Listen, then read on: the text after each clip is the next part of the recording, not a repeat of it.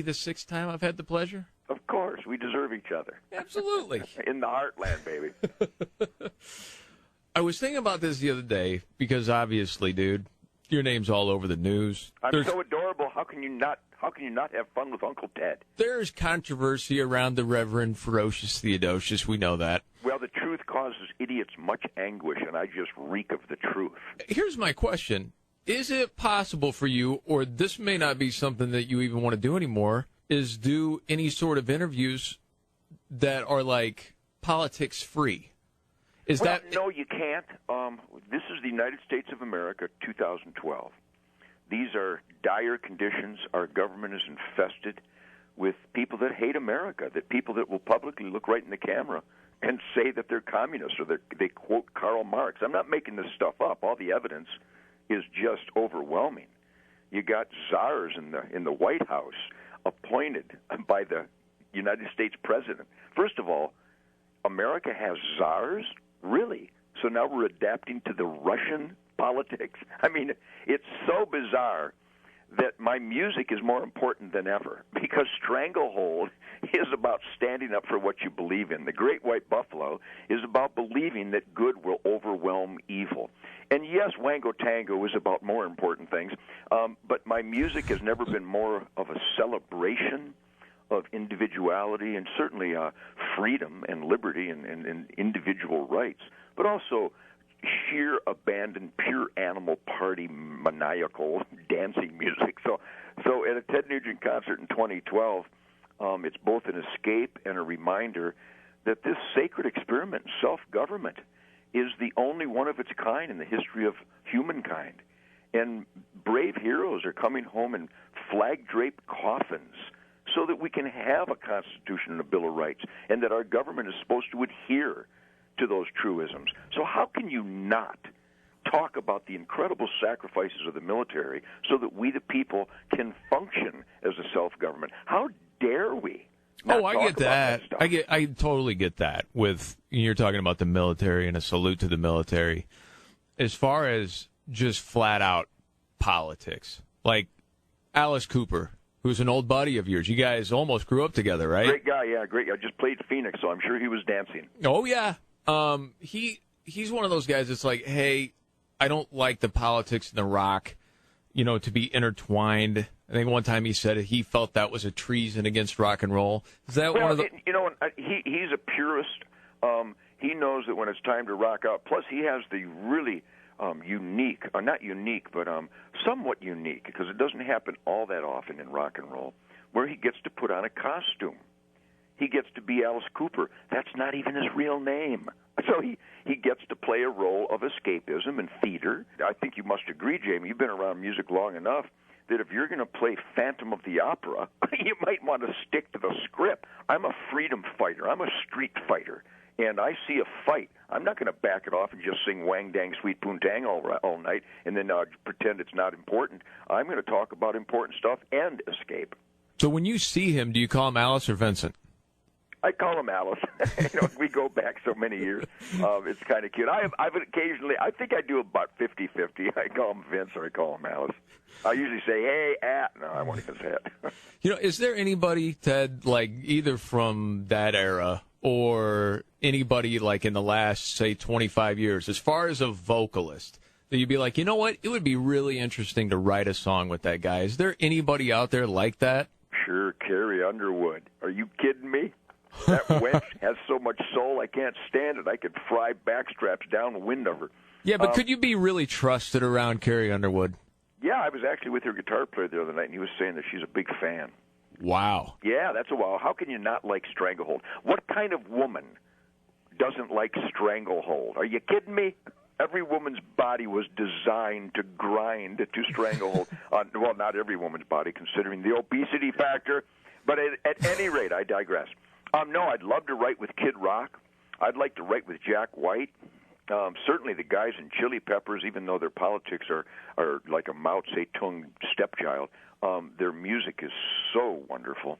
So there's a lot of bands. But, even if I had a minute to collaborate again beyond my incredible band, the Nigerian Rebels, I mean, we play every night. Derek St. Holmes, unbelievable. Mick Brown, unbelievable. Greg Smith, unbelievable. Are you kidding me? I got the greatest band in the world.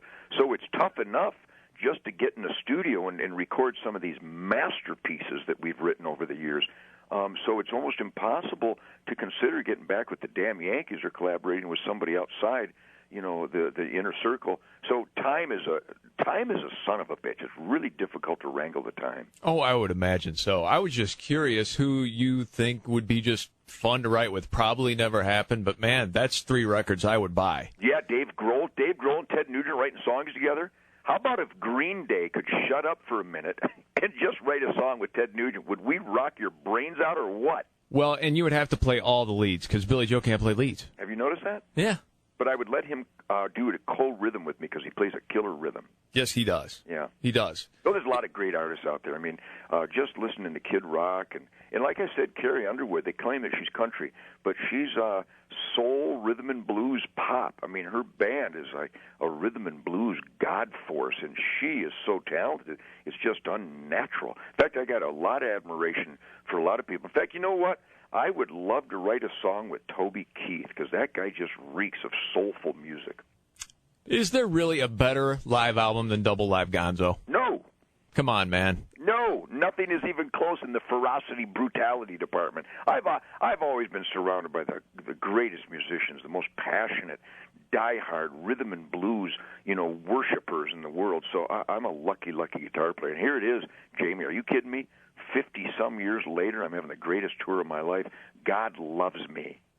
You still have a way of cracking me up, Ted. Well, because it's true. If I'm anything, I'm really, really accurate in my identification of certain conditions. This is true. This is true. That's what happens when you're clean and sober for 63 years, man. Things actually work properly.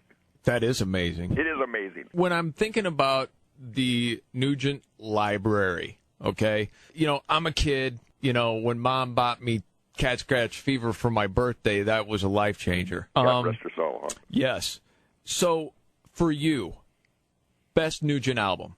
I'd have to say the Ted Nugent first solo album just because the planets aligned, mostly because of the production overall with Tom Werman and Tony Reale at the electronic controls. They had such a pure, raw ear for how everything is supposed to sound, because I don't think your average pedestrian understands that the effort and the time that has to go in to make sure that the guitar sounds on tape like it sounds in the room. It's an almost impossible journey to take, a sonic journey. And those guys, they were able to come out and listen to the beast of tone of Rob Grange and Cliff Davies on drums and Derek's guitar and my guitar, and the way we sounded live.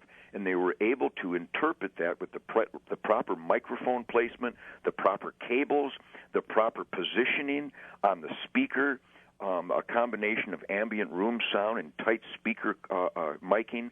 It really is a sonic ballet of infinitesimal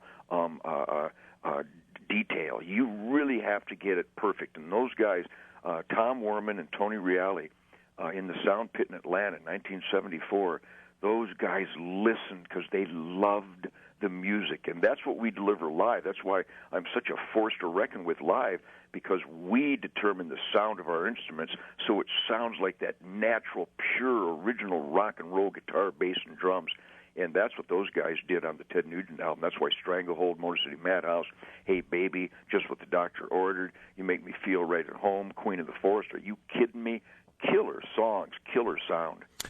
Talking with Ted Nugent, and Ted, a side note for a second, Damon Johnson, who I know almost did a whole damn Yankees record with. Super talent. He told me the reason he thought he got the gig in Thin Lizzy was his guitar sound. Yeah, absolutely.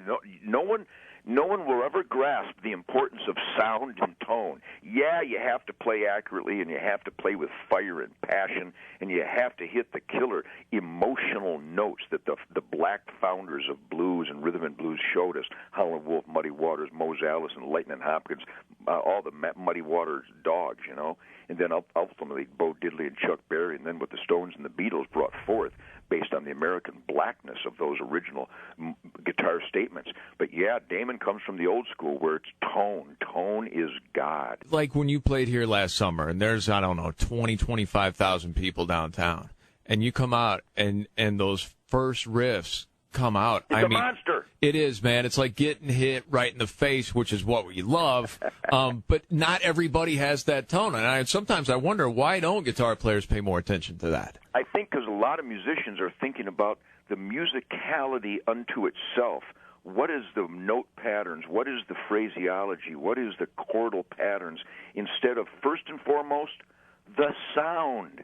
It's got to sound. It's got to be beefy. Yeah. Big and fat and nasty and animal and edgy, but rich and both clean and dirty at the same time. It's really a very difficult specific to nail down. But boy, I do, and Derek does, and Mick does, and it's the way we tune our instruments. I mean, just the way Mick Brown tunes his drums says everything. And all the greatest musicians in the world, when you listen to Flea with Chili Peppers and that incredible drummer in Chili Peppers, my goodness, Chad Smith, when you listen to those instruments, that's why we like AC/DC and Aerosmith and Van Halen, because they're musicians who listen. They listen to the tone, and the statement of the chord is nowhere near as powerful as the statement of the sound of the chord. So I figured that out as a kid in the garage, and I've never lost it. What's your favorite guitar solo that you've laid down on a record? Geez, if you listen to the Fred Bear song, even though I got so many monster songs and monster guitar licks, if you listen to the Fred Bear song, it's probably a little bit too emotional for me because the man meant so much to me and those of us that love that song. But I was inspired by the spirit, the ghost of Fred Bear in the studio that day.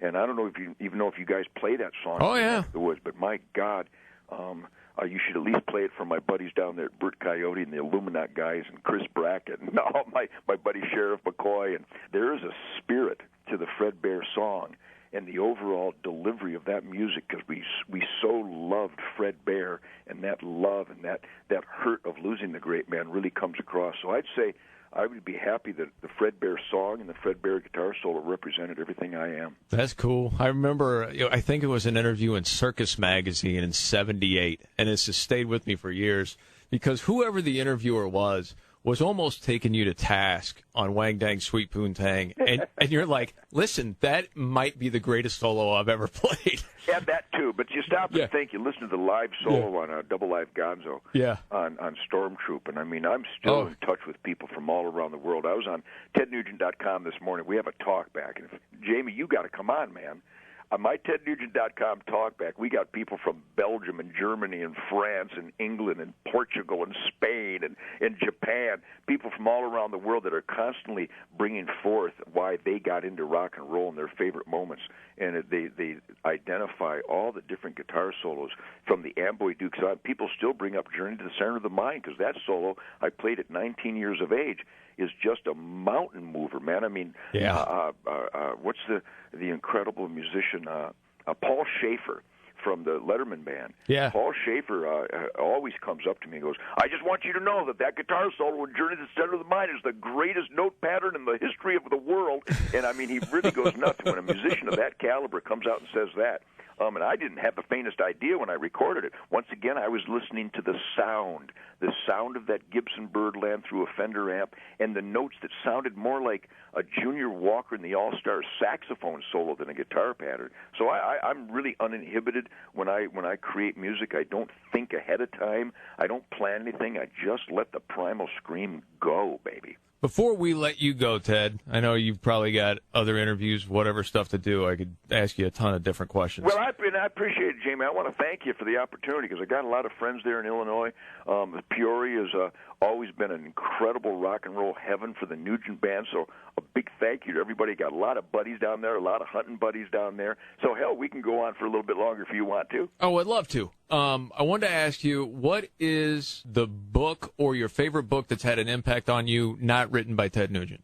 Well, I got to admit something. A lot of people are shocked when they hear it because I've written some New York Times bestsellers, and I write for many, many publications around the country. I write for Newsmax and for Washington Times and for Human Events, and I write for a dozen or more sporting publications, and I've written for the New York Times and the Wall Street Journal and USA Today and magazines and newspapers all over the world, so I'm a writing fool. But do you know that I've never read a book cover to cover? I read, King Dog of the North and Big Red when I was a kid because I loved the outdoors, and Call of the Wild by Jack London. I read most of that, and I read Tuesdays with Morley, or whatever his name was, by Mitch Albom. Yeah. Because he's a good friend of mine. But I got to tell you, I don't have a lot of patience other than in a tree stand. Right. I'm really patient in a tree stand. I could wait all day for a shot at a deer. But I'm so busy, especially in my life, standing up for lost rights and doing interviews constantly and writing all these articles. And I've read firearms and conservation and the history of wildlife management. I've read that just voraciously all my life in articles, because I can handle a couple 1,000-word article and digest all the data and all the statistics and the history and then research it and corroborate it to make sure it's accurate. But I've never read a book cover to cover, and that might shock you. Well, it kind of does, but in the same way, it makes sense. I mean, You are a guy that's like, he's going to be on the move, and to sit patiently, unless, like you said, it's going to be a shot at something, would be pretty tough. A few hours every day on the road. I got a buddy with a plane, and we are able to leave and go when we want to. And I'll get up there with my laptop, and I'll write a 2,000-word piece in the first hour, and I'll spell check it. Of course, my spell check doesn't spell the way I spell. I mean, Blood Brothers is one word with 2 capital B's, for God's sake. So I've got to teach my spell check how to spell. But be that as it may, and I answer email interviews constantly, pretty much every day. And I like to get into details. I'll be doing a lot of conservation deer and deer hunting radio coming up. I do Glenn Beck, and I do I do your show. I do Jamie Markley every chance I can. But ultimately, I'm so busy fighting the corruption in our government and teaching people that we have a duty as we the people to monitor our elected officials who work for us and get them back in line with the U.S. Constitution. Plus, I do so much charity work with the military and children's charities that I'm always communicating with those organizations and galvanizing people to give to the best of our ability to help the most needy and the most deserving. So I'm so active. Plus, I'm always producing Ted Nugent's Spirit of the Wild. I have a new Discovery show now. We have our own children's charity, Ted Nugent Camp for Kids, and our own military charity, Freedom's Angels. So I'm constantly organizing hunts that I donate with these people, and I'm a busy, busy guy. And then by the time we land, it's time to rock my brains out. Then I get back in the plane and fly to the next city, and I get back on my laptop and do more interviews and write more articles. So I'm a busy guy. Plus, I'm writing a brand new book that won't be out for a couple of years. It'll be titled Stranglehold, and it will identify probably my first 65 years of the American dream. You know, it was the first time, and again, we're talking with Ted Nugent, that I interviewed you, and I remember it so well, where you said, I want to kick as much ass every day as I possibly can while I can. And Amen. That was years ago. Amen, and I'm still doing it. So my question is, when it's all said and done, here we are at Uncle Ted's funeral, and there's your contemporaries, there's your kids, everybody is telling stories. What do you want people to either remember about you or say about you on that day? Well, when you mentioned my kids, I got 9 wonderful children, 9 wonderful grandchildren. I know what they're going to say. I really put my heart and soul into everything that I did. I do every day. I taught them to put their heart and soul into everything that they do, to literally study the Ten Commandments and the Golden Rule and the U.S. Constitution, the Bill of Rights, these pillars of self-evident truth and a guidepost for the greatest quality of life in the history of the world called the American dream. I know what they're going to say because the love in my family is indescribably powerful. The love I have with my children and my wife, Shemaine, is indescribably powerful. my band, my crew, my hunting guides, my co-TV producers, my friends, my blood brothers in the world of conservation and fighting for our rights.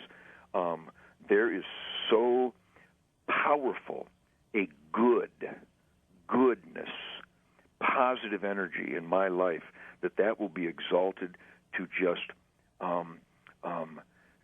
indescribable heights and celebration. I know that. Now, I have my critics because always the good, people that just do good every day of their life, people that hate America, people that hate freedom, people that hate the right to keep and bear arms, people that hate conservation and hate hunting and hate hunters, they will always hate me. And that is my most proud moment, because if people are so sick and soulless to hate such perfection as the right to keep and bear arms and hunting, fishing, and trapping, the conservation perfection, if they are so sick and soulless to hate that and hate me, it proves I'm really a great person. June 12th, and well said. Ted Nugent, Civic Center Theater. Always, as we look forward to another go-around, Ted, it is a pleasure, and all the best to you and your family. And I feel that best. And back at you, and the best to all the good people out there and to all the haters out there, I would lovingly offer, take a deep breath, relax, do a little research, and come to the realization, the inescapable, conclusive truth, that if you have a problem with Ted Nugent, you're weird. Ted, be good, man. We'll see you in June. All right, Jamie. God bless, Godspeed, and God bless all my blood brothers down there, man. God bless you, man. We'll talk soon.